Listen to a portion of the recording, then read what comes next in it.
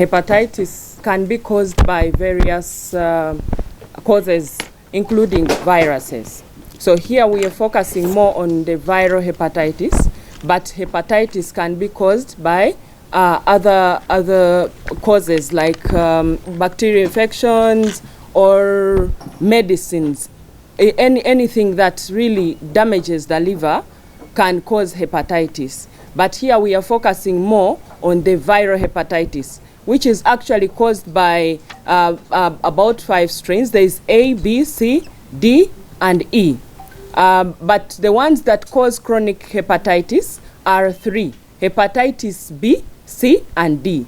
A and E usually cause acute infection, and that means that the disease, the symptoms may not go beyond 6 months.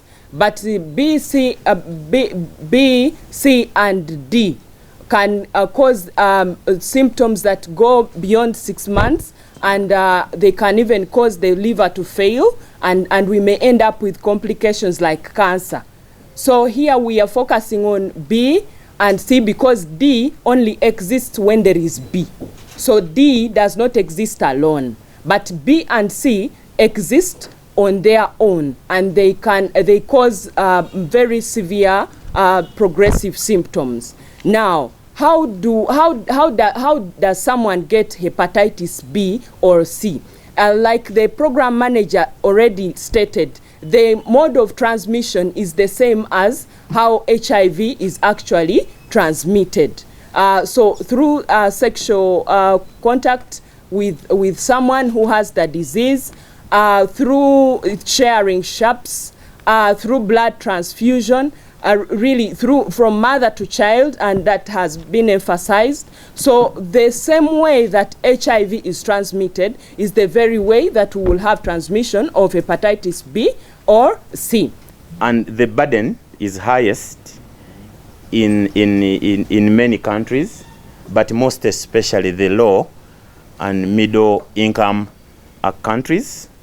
These 3 diseases that we are talking about share common transmission routes, and also we also see a number of prevention tools being similar in the prevention of these 3 diseases.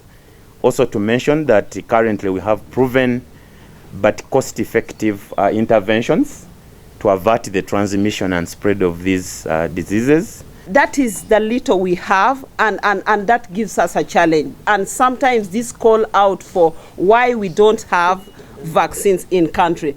But nevertheless, we have been working so much. Ministry of Health has worked with Gavi, and Gavi has started funding in vaccines for hepatitis B.